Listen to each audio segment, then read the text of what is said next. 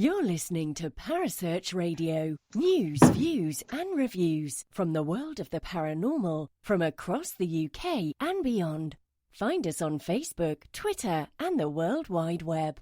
The views and opinions expressed by presenters and guests are their own and do not necessarily reflect the official policy or position of Parasearch Radio or their affiliates and sponsors. Listener discretion is advised. Good evening, ladies and gentlemen. Excuse me for my flued up voice. I've got a cold, or as we call it, the Sage Paracon lurgy, because we have recently got back from Sage Paracon. So I apologise if I end up having a coughing fit. But yes, we are back to our usual shows now. And we have a very exciting guest on, an interesting guest, which I've been waiting ages to talk to this guy. And that is Dakota Laden. Good evening, Dakota. Good evening. Thank you for having me. No problem. I'll just say good afternoon to you. Seems you're in Vegas. True. I did just get up 2 hours ago. Yeah. I guess you've still been busy editing, haven't you? Yes, I actually finished the last episode yesterday, so today's like the first kind of day off in a long time. I bet you. Is it a big relief though? It's such a big relief. It was a lot to take on at once doing this show, Destination Fear, and especially for a 23-year-old having to produce it and edit it and then be in it too. It was tough, but I loved the challenge and I'm super excited to do it again. If we get the option to do another season, it'd be so fun. Mm-hmm. Great stuff. So, what first got you this interest into doing this? Yeah. So I actually grew up in a house that was deemed haunted when I was about 9 years old to about 12 years old. We had stuff happening in our house to my parents, to my sisters, and it got to the point where we actually brought in multiple different people to bless the house. And after a couple of years, like it slowed down, and like now I feel like the house is totally fine. But we were warned when we moved there by neighbors, people who knew the land. They told us not to build our house there because there had been rituals and I guess really creepy things went on on our land. And so we did build the house and we had a haunting. And, that was me at a young age, seeing my whole family being affected by this, not just my sisters, but like my parents too. And so I was into the paranormal from a young age. And I've always been a filmmaker, though, my whole life. Since about 7 years old, I've owned a camera and I've been filmmaking and editing, and all my life that's what I've been doing. And so it got to the point later in life where I was like, I really want to do a paranormal project. And I did this documentary called Trail to Terror, which is the exact same concept of the TV show Destination Fear. It was just a smaller scale. We did same exact thing, and that kind of inspired this and where I'm at today now. And we'll go a little bit off the sidetrack of the paranormal. Well, we can't really call one of your parodies not paranormal, but yeah, you did parodies and comedies, didn't you, for YouTube? Yes, I did. And that's like, I feel like comedy is my favorite still. Like, I love making people laugh. I love writing things for comedy's sake. So I did those spoofs of the Ghost Adventures show, which ended up getting me on their show too. And like my start is in comedy, and I definitely will be finishing in comedy when I'm done with all this. I love making people laugh. And, that's what's so weird about this project, honestly, is that it's like the first really serious thing I've ever done where like people aren't watching joking around Dakota. I mean, I have fun and stuff on the show, and there's some really funny moments, but it's a lot more serious side to me than most people are used to seeing. It's a lot more personal too. Yeah. And did obviously you being on Ghost Adventures, did this kind of give you more of a jump? Don't want to say interest because obviously you wanted to do it anyway. So did this give you more of a jump start to do Destination Fear again, or? Yeah, I mean, so I had done the documentary a couple of years before I got on Ghost Adventures. So like I had the concept and I had the idea there. It was just being on Ghost Adventures totally helped though, because once Travel Channel came and said that they wanted to do Trail to Terror as a show, it wasn't until later that we renamed the show to Destination Fear. But if I hadn't been on Ghost Adventures, I definitely would have been a lot more intimidated going into it. I feel like going on Ghost Adventures kind of opened up my eyes to just not only the paranormal stuff aside, it opened up my eyes to just the filmmaking part of it and what actually goes into a TV show and how, and I think it made me way less intimidated about the idea of doing a show. And then in terms of the paranormal, yeah, for like 2 whole years, I was able to follow the Ghost Adventures crew and film them and go into the investigations with them and film them. And, I just got to study them and what they do for 2 years. Yeah, and it was great for people to obviously see you on that show. And I think it was probably a big achievement for you because I guess you didn't think that you'd ever win the competition to star on the show, because you starred on the show, didn't you, winning the competition, and then yes. you joined the crew for a few years. Yeah, it was a surreal experience, to be honest, getting invited to go do their show for 2 years and just being able to hang out with the guys, and I literally was with them every second of almost every day for like 2 years. So it was crazy. I love that show. Just saying, everybody knows it. It's a very popular show, especially, it was a blast. It was, I learned a lot. Let's say that. Yeah. So, was there any more experience you had than other than obviously in your family home? Yeah, I mean, so I didn't have anything like crazy happen at the house after like a couple of years it settled down, but because I was so into the paranormal now, like at a young age, I made a hobby out of urban exploring and I lived in Minnesota in the US here, and I grew up like researching at the early age in middle school, researching, haunted places in Minnesota and finding the creepy places and then going to those places on the weekends. And that became like a really big kind of hobby of mine, was urban exploring and finding creepy buildings. And all of that kind of shaped into this show, Destination Fear, which the 10 places we went to on Destination Fear are 10 places that I've been researching my whole life and places I've always wanted to visit, creepy insane asylums and sanitariums and hospitals and prisons. And so, yeah, I was definitely inspired from a young age, even just in that respect of finding a love for haunted, creepy locations with a really dark history was something I did very young. Mm-hmm. I believe also that sometimes paranormal investigating is the same as urban exploring, because sometimes you do go into an abandoned building. So yeah, totally. And that's like on our show, I don't even consider ourselves investigators on this show because I'm the only one who has any experience. Everyone else on the show, Chelsea, my sister, Tanner, and Alex, they had no paranormal experience. So we kind of call ourselves paranormal explorers, but at the end of the day, I still bring in gear. I bring in stuff to try. If we're going to haunted buildings, we might as well try some of the gear out and see if we get responses and answers. But we don't really consider ourselves investigators, which is cool. It's more of an exploration approach. Yeah. I'm just going to give a quick shout out to everybody in the chat room. There's far too many people to mention. So, hi, that's awesome. Everybody. What's up, chat? What's up, chat? That's something you'd say. I just know you too well to go. Oh, man. Yeah, gosh. It's been a wild ride, for sure. Yeah. So when was the first actual haunted location you stepped foot in? Let's see here. There was a couple in Minnesota. I went to a place called St. Anthony, Maine in Minnesota. It's got a whole underground area back in the Prohibition era. So I did that on my 16th birthday. I rented that whole place out for me and a couple friends. That was like my first true haunted experience with a group of people.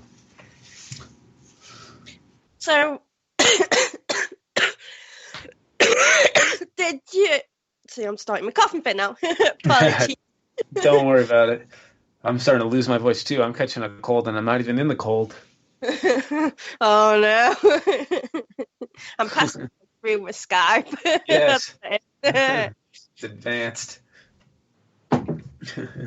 So, do you call yourself sensitive or anything like that, or? I mean, I wouldn't call myself like an empath or a sensitive, but I know, I mean, maybe I am. Like I definitely pick up on things, feelings and emotions in rooms.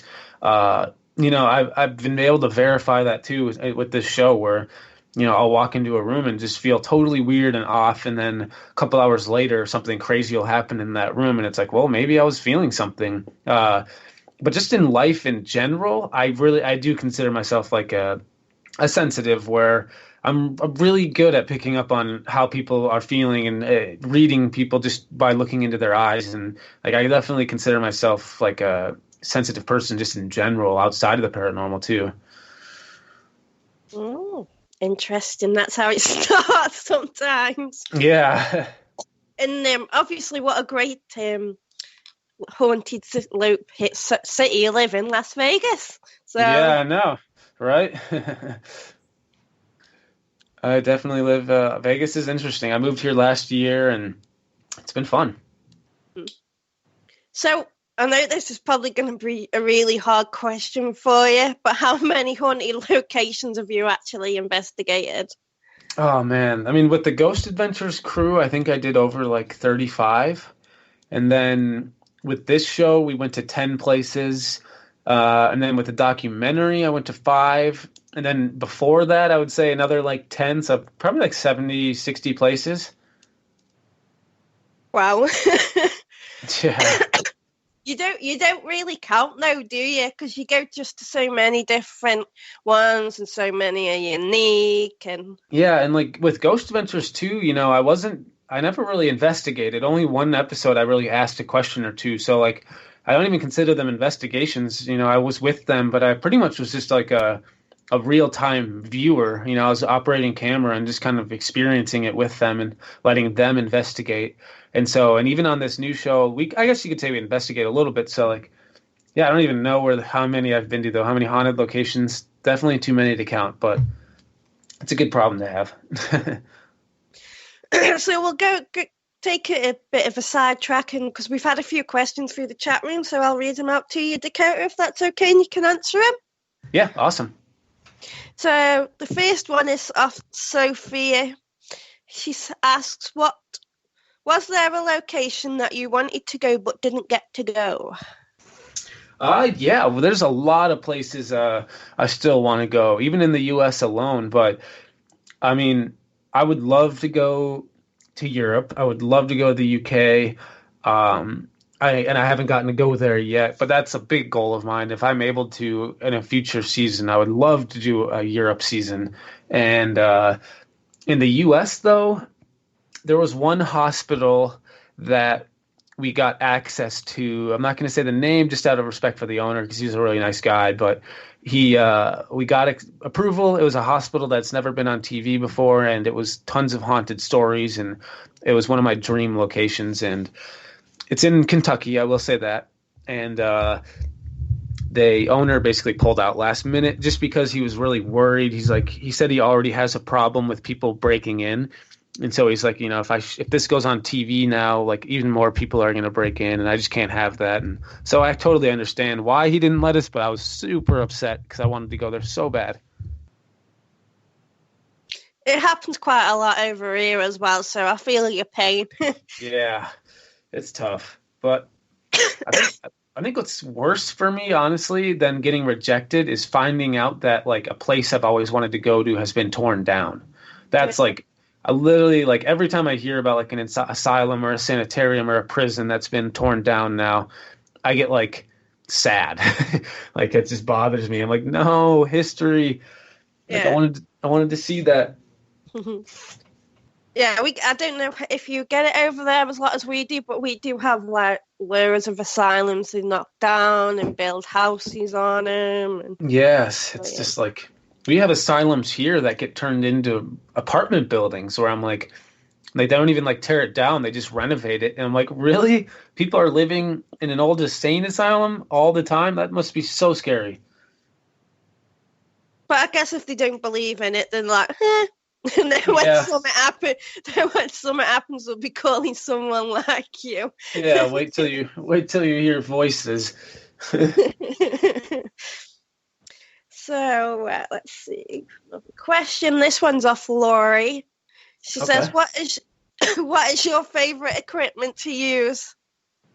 Yeah, I think personally, I like the body. I like the idea of going in without any gear right away and just walking through with our cameras and just our bodies and our flashlights and just seeing what happens that way. Maybe, I kind of have a theory that, maybe some of these spirits, they don't want to talk or they might be intimidated. And like, if we go in right away saying, talk to us, are you here? Maybe they don't want to talk, but if we just go in not asking questions, maybe the spirits will want to make themselves known because we're not asking questions. So it's going to do something to be like, hey, I'm here too, versus us going, are you here? But my favorite actual equipment other than just our bodies, I love the digital recorder always because I feel like it's one of the most understandable, one of the things I can really grasp. It's like, okay, yeah, this is a recorder. I'm setting it on this table. I'm going to ask questions. I'm not touching it. And if all of a sudden there's a voice in there that I didn't hear with my own ears, that's just no explanation. And it's one of like the one things that I really like the most. But I love anything that's scientific too, in terms of like, I love motion activated things when it only, a bell will go off if there's motion, because that's pretty fascinating. And I like electromagnetic, like I love REM pods and anything that, just is triggered by electromagnetic energy, because it's, once again, it's like very understandable. It's like, yeah, it went off because there's a spike of electromagnetic energy in that area, which should not happen. So it's just another interesting scientific tool. But those are my faves. There we go. Only a short amount, certainly a small amount of faves, but I'm sure we'll eventually, probably get bigger. Yeah, I mean, I've tried everything, with the Ghost Adventures crew. I was able to try everything that they have. So, I like it all. It's just some of the things I prefer. Some of the things I feel like are easier to understand even for the audience. Like, oh, okay, it's a recorder. Like some of the more scientific stuff, I understand why people like it and they're fascinated. But sometimes as an audience viewer, you're like, I don't really get that. Why? It's just, so if it's easy to explain, I like it. And I guess you want things which aren't too fondly to construct, do you? So you're not rummaging in your pocket or rummaging to put it on. You just want to get it on quick and do whatever. Yeah, exactly. And so I think like this season we used everything though. We used the music box, we used REM pods, we used a device called the Quad coming up, we used digital recorders, Ovilus. We didn't do Spirit Box or the SLS, but yeah. This question is off Melissa. She asks, have you ever had any dreams about a location before getting there? Yeah, really good question, actually, because I never talked about this, but it's kind of interesting. And maybe, so I did this documentary 4 years ago, and ever since that documentary, I've had the same reoccurring like nightmare since. And it's not every night, but it's probably once a week at least. And it's always, it's the same thing. I'm always going to an abandoned, creepy like hospital or asylum with Chelsea, Tanner, and Al. And it's like, it's just weird. I have the same recurring dream. It's almost like the same dream every time, but it's just a new location. And I had that for years and years and years after doing the documentary. And like all of a sudden we get a show and it happens, and like this is for real now. And it kind of made me think like, maybe, I don't know if I'm going to get trippy with it. Like maybe my like subconscious was telling me something like, you're going to be going to a lot of scary places coming up soon with your friends. And I had dreamt about it for years, and but never about a location in specific. I've had episodes like nightmares where I've like been able to like track it back to an episode like Penhurst. I've definitely had nightmares about Penhurst and just the underground of Penhurst, and just that whole place scares me so much. But yeah, that's a good question. Ooh. Another question of Sophia. She says, were you a skeptic about a certain location before investigating it? Yeah, I mean, I'm always skeptical everywhere I go. I love the idea, and I like that. I love hearing the haunted stories and researching these places and getting the hundreds of people's claims, which is so fascinating. But I never really believe it until I get there. But it's always very interesting to me when you have a dozen people who have a very similar experience in a one room, and you go to that room and have a similar experience. And it's like, well, how do you explain that? Everyone's having the same thing happen to them. Mm.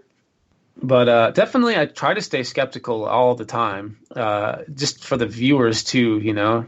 I feel like as skeptical as I can be, the more credible this will ultimately end up being. If we're trying to disprove things, and we really try our best. You know, sometimes we run from the things we're experiencing, but sometimes it's impossible not to run. But there are other times coming up in the season where we go back in after having crazy experiences, and we really try to get to the bottom of it and, you know, explain it naturally without. And then there are times where you just can't explain it naturally, and that's where it's like, well, crap, is that paranormal? Holy crap! Mm-hmm.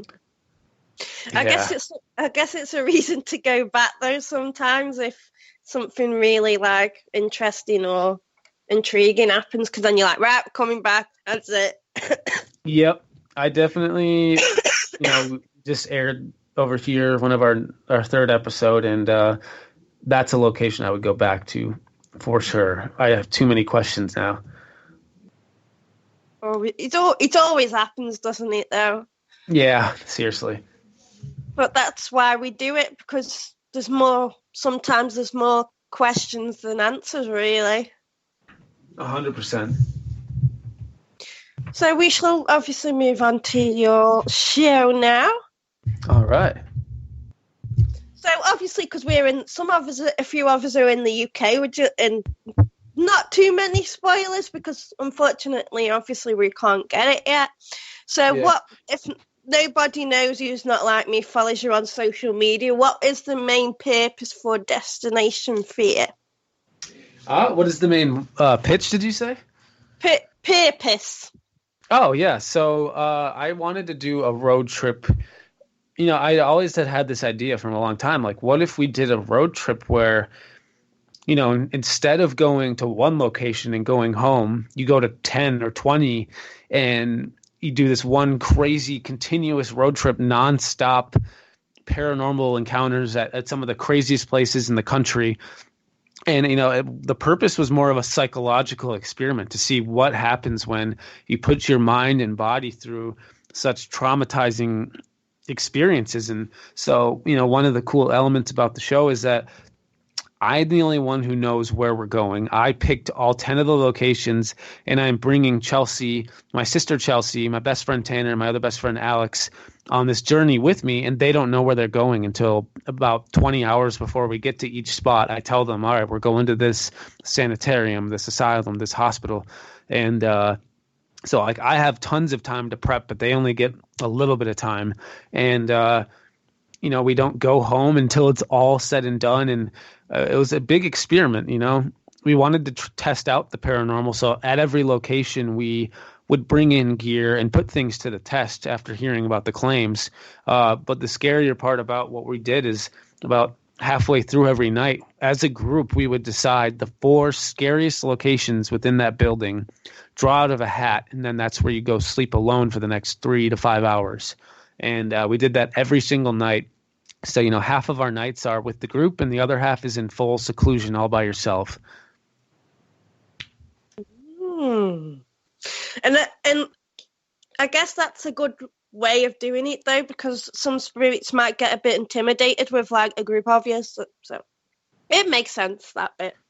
Totally, yeah. And, you know, like, I personally believe, and after doing the show, I had some theories about, you know, being alone and just what might happen when we're alone. But after doing it, I really truthfully think that, like, it's not always, you know, sometimes our best experiences were as a group, but there were a lot of times where some of our more compelling experiences were when we were sleeping separately. And I really truthfully think that, you know, spirits are just like humans. They're intimidated by crowds and large crowds. And so, you know, we might be walking through as a group and there might be something there that really has a liking to Chelsea, but not anyone else, just my sister. But so it doesn't want to do anything with the group. But then Chelsea goes alone in her room now for 5 hours, and whatever was there feels like it can now maybe reach out to her. And that goes the same for everyone, you know? So I really feel like when we separate and go alone, it really gives whatever is there the maximum opportunity to show itself. Great. So, what made you choose these locations? Yeah, so I did the documentary called Trail to Terror, which was, what got me into this show and was the same concept of the show. And so when I did that documentary, I started my research on places in the country, and I looked up every single state. I made a list of every state from like top to worst haunted locations in terms of just scary and history and haunting. And so by the time we got the show not too long ago, the research was done. I had done it all. I have research that could last us for 3, 4, 5 more seasons if we had to. So that was the easy part, honestly. Was once we got the show, I was like, well, here's the 10 I want to go to first. And we were able to, luckily, I'd say I probably had about 30 places I gave them right away. And all 10 of the 30 places we went to were originally on my list. So it's pretty cool. But I basically, my criteria was, our show's a little different. It's all about seclusion and fear as well, and just how scary this can be. And so I tried to find locations, with just a dark history. There has to be some sort of trauma for there to be a haunting, or some sort of dark history or death. That's just how it happens. And so that was number one, was just dark history and deaths. And could this place really be haunted? Have people died here? And then B, size. That was important to me, that it's a massive location, because at some point we're going to be sleeping alone, and it won't really be that scary if I can hear Tanner talking from upstairs, if we're not that separated. And so size was really important to me. And then, I like the abandoned element a lot too. I really tried to stick true to abandoned. I think it's creepier, and I think it's more interesting when, you have a place that used to be full of people that's now just sitting there rotting. And I feel like the spirits are more active at abandoned locations because they might not get as much activity, as much people coming in and out. Yeah. And with you putting them locations into that certain criteria, obviously you needed to cut out, like you said, noise pollution from you guys, noise pollution from the outside, and if it was abandoned and things like that. Totally.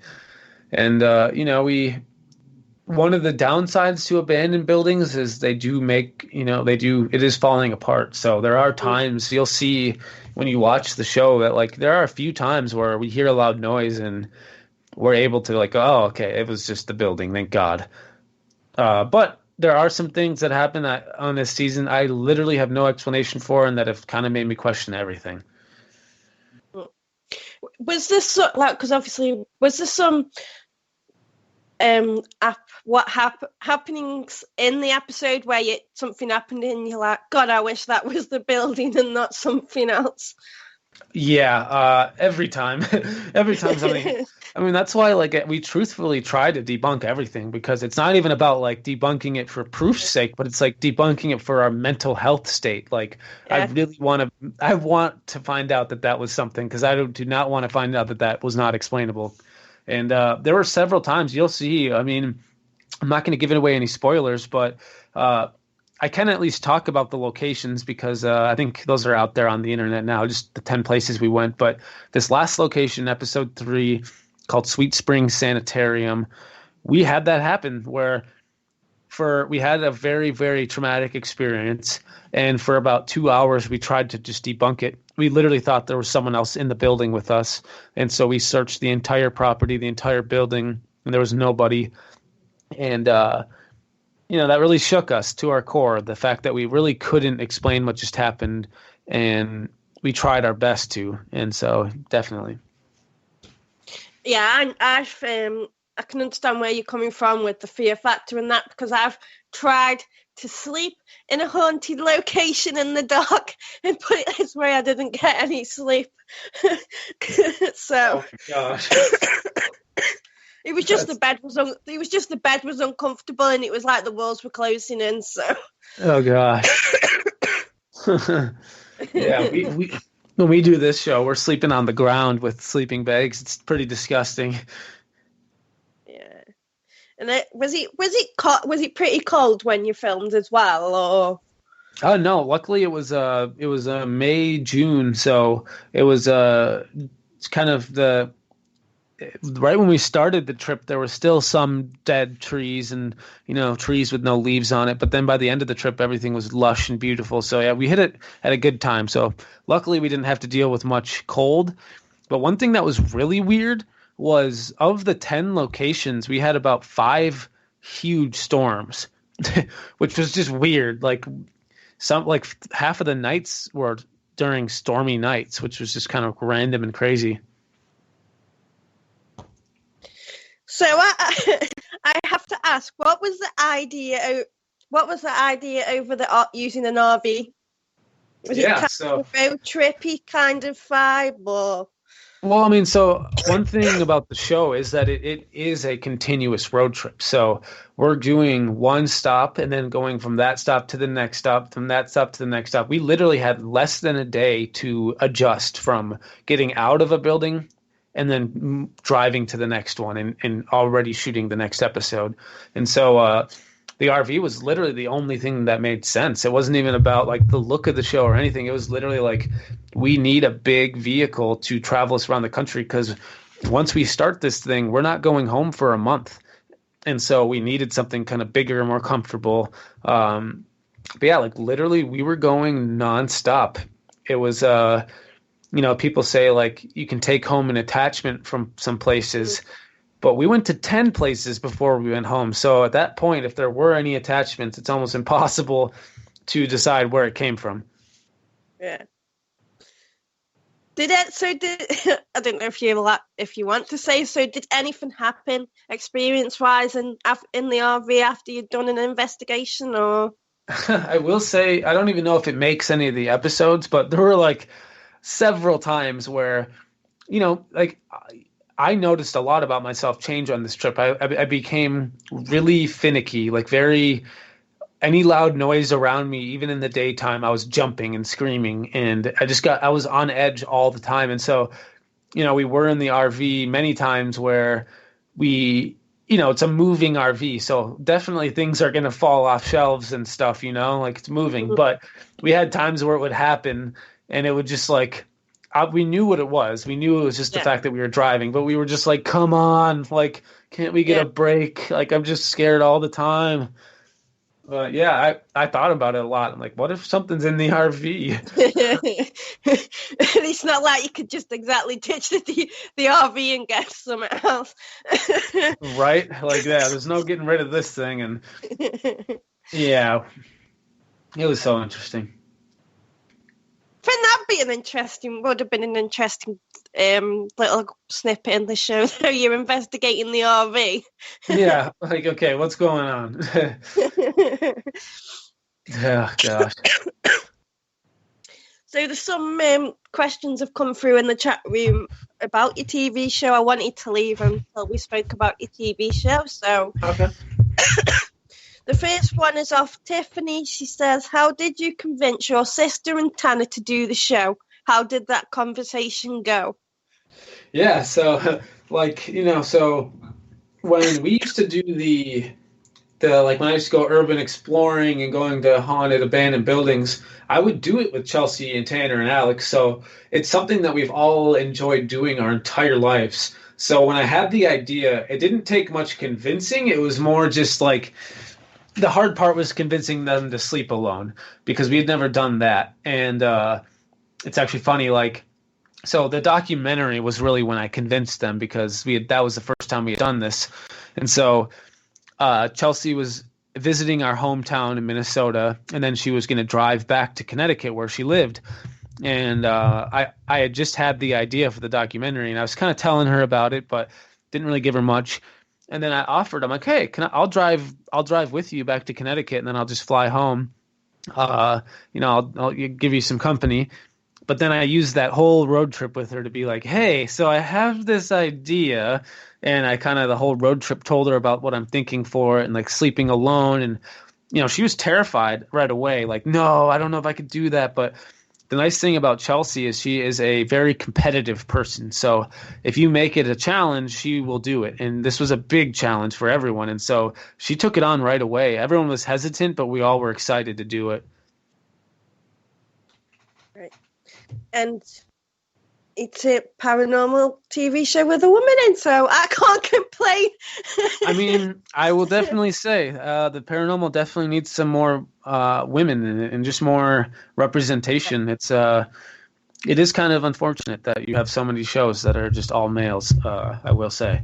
But I think it's amazing, and I think Chelsea, I would not want it to be anyone else with me on this show. I love Chelsea to death. I think she's got one of the biggest hearts in the world, and, you know, if I were to pick and choose who becomes a person of public status, it would be her, because she's going to make changes in people's lives, and she's just such a great person that, like, I think it's great that she has a big following now and people are starting to know her, because everything she has to say is positive and she's all about the light and just she's a great person. So I'm really happy that I have her with me.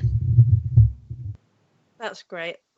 Because, like, obviously we have not seen the show, but I've seen it from social media, and that I love it. I think she's awesome. As well as, obviously, yourselves.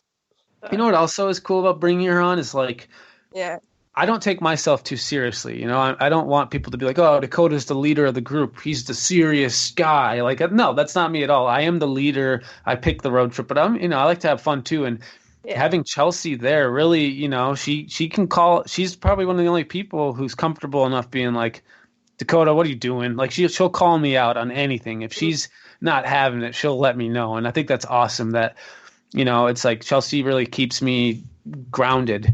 And she'll tell me if I'm annoying or if I'm being annoying or she doesn't like what I'm doing. If I'm, you know, I brought up a few challenges in the show, you'll see, and she lets me know right away. Like, I hate you. It's awesome. It's a really good dynamic.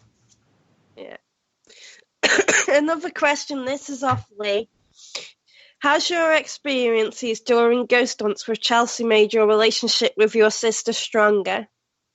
Yeah, I mean, just with everyone. So, like, Tanner, who's in the show, he was actually friends with Chelsea before I was born because our families were friends, and they were a couple years older than me. And so, like, we have everyone in this group is family. It's not just me and Chelsea. Like, Tanner's basically a brother to me. Alex is basically a brother to me. And so it was really cool to see. You know, I honestly thought going into it that, wow, this is going to be risky. Like, we might not really talk to each other after this. This could be bad. But afterwards, and as we went on, like, we just became, like, I don't know, like, because we all were going through the same thing together, such traumatic, crazy, scary experiences, that it kind of brought us even closer than we ever thought we could be. We were all, you know, we had deep conversations every day on the road where just about what did we experience? How is that possible? And, like, it really, by the end of the trip, when, like, our last location, we spent the night at the last location. It was one of the craziest locations we'd been to, and Chelsea gets picked, the morning the RV comes and picks us up, and we're driving out of there, and, you know, all of a sudden Chelsea's like, all right, well, I'll see you guys. I'm going to get in a taxi. I'm going to the airport. I'm leaving. And, like, it was, like, genuinely sad. Like, everyone teared up, and it was like, I know I'm going to see you again, and you're my sister, but, like, I'm just sad it's over. Like, we just did this 1 month amazingly terrifying road trip, and now it's all over. And it was cool, just like the concept alone of the show, how traumatic it was and how scary it was. It really brought us closer than we ever thought we could be. Yeah, and I guess you got some sort of relief though, didn't you, afterwards you'd done it, because obviously you put a lot of work into this show, and after you'd filmed, you were a bit like, yeah, we filmed, but now I've got to edit it. Yeah, I know, and I'm just now finishing the editing process, which is crazy, but there's a lot of work. It was a very intimidating project because, you know, some of these shows, they don't go in for the full night. You know, they go in and do an investigation and they leave when they want to leave. But, like, we are spending 12 hours there. We're getting dropped off at 7 a.m. or p.m. and getting picked up at 7 a.m. And so we're constantly rolling the entire time on multiple cameras. And we're not doing voiceovers, which is, you know, one thing I was really adamant about. I didn't want to do voiceovers, where, we're walking down the hall and my voice will come in and say, right now we're walking. Like, I didn't do any of that. And I also didn't do interviews where there's none, some shows they'll be in a building and they'll get an EVP, but then it'll cut to their interview that was filmed, weeks later. And they're like, when I was in that room and I got that EVP, that was really interesting. We'd have none of that. So the editing is way more challenging because it's literally straight through. We get it dropped off, and we never take you out of the moment once. There's never an interview. There's never a voiceover. It's just everything happens as it happened. And it made it a challenge, trying to cut 20 minutes, 12 and a half hours into 21 minutes, and also making it fluent and make sense because we're not using voiceovers or anything. So like, it was tough. It was like that's one thing I don't even think a lot of people realize, like the editing on this was just a major challenge.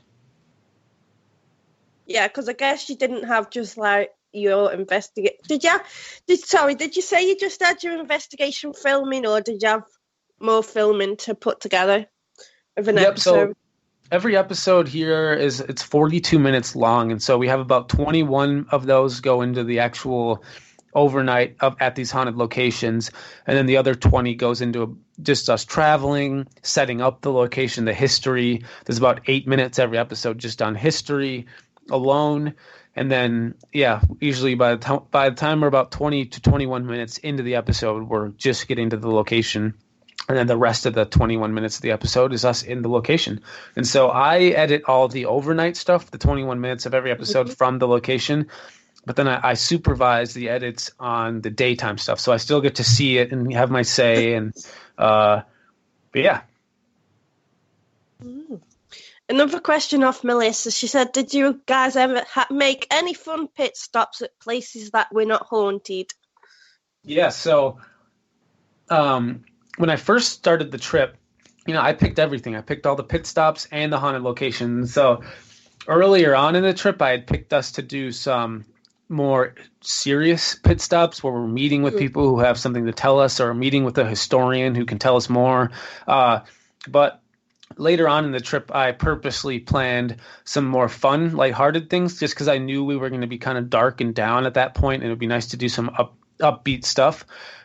So there are some really fun adventures coming up. I'm not going to say where, but like places you've probably heard of, and just fun things that are like we got to do while, not only was this just a creepy road trip, but it is a road trip. So we're going to make some fun stops. And if we do another season, that would be my biggest change, is that I think in order for us to stay sane on this road trip and not go crazy, we need to do more fun stuff. And I would definitely plan more fun stuff for the daytime next time around. Yeah, I saw it.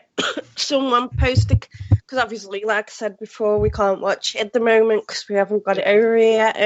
But I did see the clip where you were in the restaurant or something, and you were talking to this guy, and you had like chicken wings or something in the shot. Yeah. I know, that's like the funny thing is it's so raw. Like I don't think people realize, like, we're just rolling cameras and talking to people and seeing what happens. And so like, it's just funny. Like I'm literally in the middle of eating like chicken nuggets, talking to this guy, and like halfway through the waitress comes up and hands me ketchup, and it's just like so weird. Well, it's just we stayed true to what was going on, and we didn't try to put on a show for anyone. We didn't try to like orchestrate anything. Like it was just very raw, natural.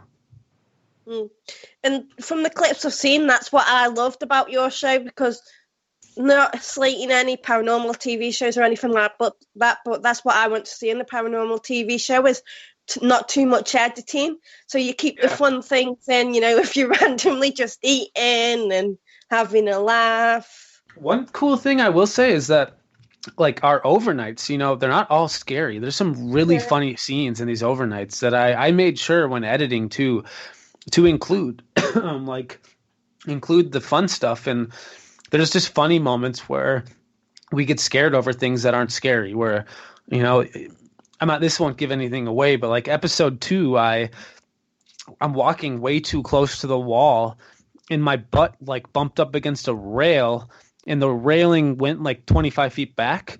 And so because I bumped the railing where I did, 25 feet behind me, the railing moved and made a loud noise, and like everyone's cursing and screaming and what the heck was that? Oh my gosh. And then like Chelsea was like, wait, dude, that was you. I'm like, what? She's like, bump your butt up against that. And I do it, and it's the same noise we just heard. And then we all start laughing. We're like, okay, we figured it out. We're just really on edge right now. And like that happened a lot in the show. There's a lot of fun moments too. It definitely, as you were saying earlier, like I got my start with comedy, and I definitely wanted to make sure with this show that carried over, because I'm a naturally funny person. I'm not a dark person. in the show, it's definitely the darkest, most serious side of me you've probably ever seen and will ever see. But I made sure to keep it fun, keep it lighthearted too. Yeah. I think that's what sometimes can keep the audience watching as well, when you add a bit of fun factor in and less serious factor into a show. Totally. Like, we're going on a road trip. People want to experience what a road trip is like, and road trips are fun. And so we definitely made sure to have fun. This question's off Stephen. He says, would you like to investigate any major haunted locations in Ireland? Oh my gosh, yeah. Like, you guys don't even understand. I think the haunted U.S. stuff is cool, but Ireland, the UK, like everywhere else sounds so much more fascinating to me. The history is much richer. I honestly could probably spend a whole 10-episode season just in Ireland alone, and there would be enough there to just terrify people. And yeah, like 100%. That's like my main thing right now is I want to go to Europe, Ireland, anywhere not America so bad. Fingers crossed it's something you can do in the future. Even Australia. Cool. Like, Australia's got some amazing haunts. Yeah. So yeah, it would be so fun. I think a lot of places do, though. Yeah. It's just like the U.S.'s history is just not, it's not that long. So going to these other countries, it's just, there's so much more to take in than just, you could go to an asylum in Europe that before it was even an asylum, it was a war ground. And it's like, there's just so much richer history. And that's my favorite part about researching, is finding the dark, rich history. And, that's why I love the idea of going to other countries. It just sounds so much more fascinating. And I've never been to Europe ever. So, like, I want to go there in general just to experience Europe. Another question. Have you ever thought about going to Mexico? Yeah. The only location I really know of is the Island of the Dolls, and I would definitely do that.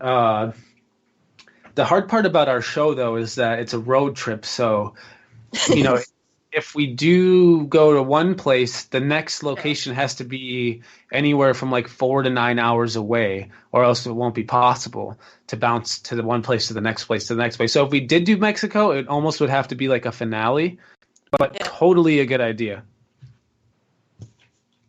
You're giving him good ideas here, guys.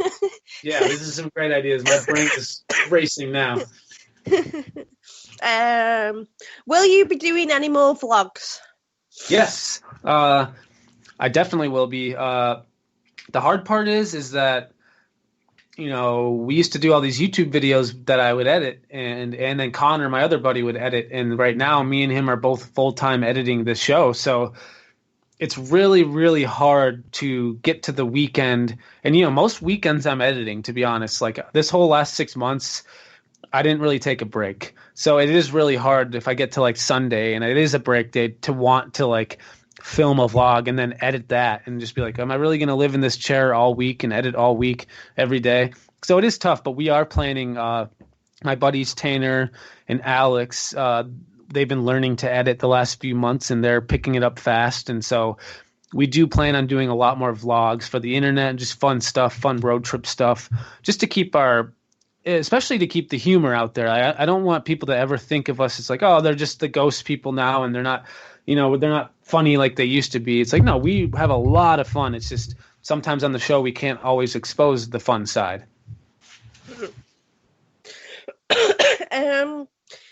Another question, if you were able to get season 2, where were you thinking of going next to investigate? So I have a feeling if we got a second season that we probably wouldn't be allowed to go to Europe yet, just because it's still a little early for a show to be allowed that privilege to go. That's the network has to be 100% confident in the show to allow us to do that. But if I have a feeling if we get another season, it'll probably stay in the U.S. this time. But I have so many locations I still want to see, and so. This last trip we started in Tennessee, And from there, we kind of had to make sure everything was within driving distance. So we only hit, like, I'd say maybe a quarter of the country in this first trip. So there's still a whole bunch of the country we still have to see. Mm. That's the great thing, though, isn't it? Yes, I love that. Honestly, like, that's my favorite part was, like, we went to this prison, we went to Moundsville Penitentiary, which is a really famous prison here. It's probably the most famous haunt we went to of the season. And I don't know, like, that night was just so surreal to me. We pulled up, the RV drops us off and then pulls out. And it's just us sitting there outside of this massive abandoned prison that's super historic and super famously haunted. And, like, it's just so cool. It's so amazing for me to be like, wow, like, I am so lucky. I'm so blessed to be able to just get access to this place for the full night without, I don't know. There was a lot of moments like that on this trip alone where I just felt so blessed to be able to do what I'm doing. And I hope we can keep doing it. I hope you can keep doing it too. That would be so fun. Because, it's not something you're all passionate about, so... Totally, and I have just so much energy to give right now, and like I don't want it to stop now. So how many more episodes do you have left to air in the States of the destination for you? Yep, so we've aired 3, and we have 7 more to go. And I will say that the locations, because I picked them, I made it progressively harder. So as the season goes on, the locations get harder and harder and scarier. And the first 3 are really terrifying already. We went to a hospital and 2 sanitariums already. So, people might be like, how does it get scarier than that? Well, it does. It gets a lot scarier. And people are going to be, I think, pretty shocked to see once it's all done and they know all 10 to look at the trip we just went on. People are going to be shocked. Like, how did you do that? It was crazy. I mean, I don't even know how we did it, honestly. So because obviously you have a new episode coming out on Saturday, what can people, obviously without giving too much away, what can people expect from this episode? So I just realized I screwed up. We've went to a prison, a hospital, and a sanitarium already. And then this next episode is another sanitarium, and it's a location that we went to in the original documentary 4 years ago. And the reason that I had us go back was because when we went there 4 years ago to do the same thing we're doing now, spending the night and then sleeping alone, we actually didn't make it through the night 4 years ago. So I wanted to bring us back to kind of get vengeance a little bit, be like, hey, we're right now the location 1. We lost last time, so I want to go back and make it through the whole night and get through this place and try to, answer some questions that we had from the previous encounters. So it's the first time where people will actually kind of see us going back to a place that we've been to before. But what's funny about that is the documentary I did, Trail to Terror, I haven't even released yet. So we're going back to a place that no one's actually seen us go to yet, but we've been there already. But we do flash back to the documentary in this new upcoming episode and show clips from it. And just to reference, we've been here and to show some of the stuff we had happened there last time. But it's creepy. It's a huge sanitarium in Virginia, and it is by far one of the creepier places in the country. It's so disgusting. This one was... The last sanitarium we went to was a sanitarium for tuberculosis. This one was a sanitarium for the insane, so it was more of an insane asylum. There we go, guys. You heard it from Dakota himself. I will say, too, the next episode after this next one is an insane asylum. It's called Eloise Psychiatric Center. I'm not giving anything away. People know this. It's out there. And we were the first TV show allowed in to film an overnight, spending the night there. Only one paranormal investigative team has ever been allowed inside before us, and it wasn't a TV show. It was a local crew. And so at one point, this insane asylum was the biggest insane asylum in the country. So you can only imagine how big this place is. And we were allowed access into there, first time ever for TV. And no one else will ever be allowed back, because the day we got picked up from the RV, a construction crew was already on its way to start renovating the place. So we were the first and last. So it was for me, that was pretty surreal. Like, I was really, really glad that we were able to go there because it's been on my list for a long time. But it was really sad the next morning knowing, like, wow, I'm the last person to see this place, and now it's all gone. Like, it was really surreal. But that one, for anyone who just loves paranormal locations, and especially new locations, that one I feel like people are going to be excited about because it's brand new and it's also absolutely terrifying.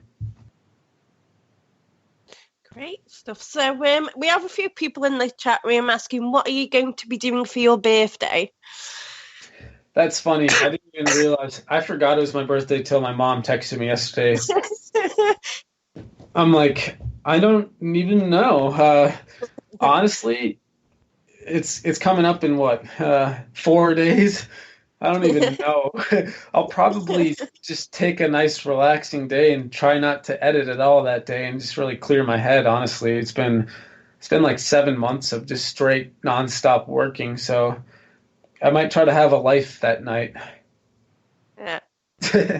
But I didn't even realize it was my birthday. I honestly forgot. I'm the worst with birthdays. I don't even know. Forget your own birthday. I don't even know my family's birthdays. I don't know anyone in my family's birthdays. I don't know any of my friends. Like, I am the worst with birthdays, and it's like it's one of the things I don't understand. Like how I can remember certain things forever, but I don't remember dates of birthdays. I think honestly, because I love birthdays, I love the idea of celebrating everyone's life, but like I'm kind of under the impression of it's just another day. Like it's just another day. I don't really think it should be too celebrated. Like it's not that cool. But I mean, I get why people celebrate it. I've just never been the best with birthdays. I'm just for my golden birthday when I was 18. My mom was like, "What do you want to do?" I'm like, "I just want to get Chipotle and hang out." Like that's it. Yeah. So obviously we're coming up to the end of the show. Dakota, would you like to say anything? I mean, yeah, definitely. I don't know for sure, how or where it's going to air in the UK. I'm definitely fighting for that. I want people in the UK to see this really badly. I just don't know the process yet and how or where it will be. But definitely, if you get a chance, remember the name Destination Fear. Check it out if you can. If you're in the U.S. and you're listening, it's on Travel Channel Saturday nights at 9 o'clock Central, 10 o'clock Eastern. Saturday nights on the Travel Channel. And yeah, if people want to follow me on Twitter, it's at Dakota Laden, DakotaLaden. I post a lot of updates there about the show, and that's definitely where I'll be posting about where to find this in other countries when I know. Yeah, guys. So we're going to end it there. Dakota, if you'd like to say goodbye to everybody. Yeah, thank you guys. Thank you, chat. Thank you to everyone who had questions and engaging. That was a lot of fun. And thanks for having me, too. I had a blast. No problem. And it's a thank you and good night from me, everybody. Thank you for listening. Don't forget to join us for more shows throughout the week. Find us on Facebook, Twitter, and the World Wide Web to keep up to date with all the shows right here on Parasearch Radio.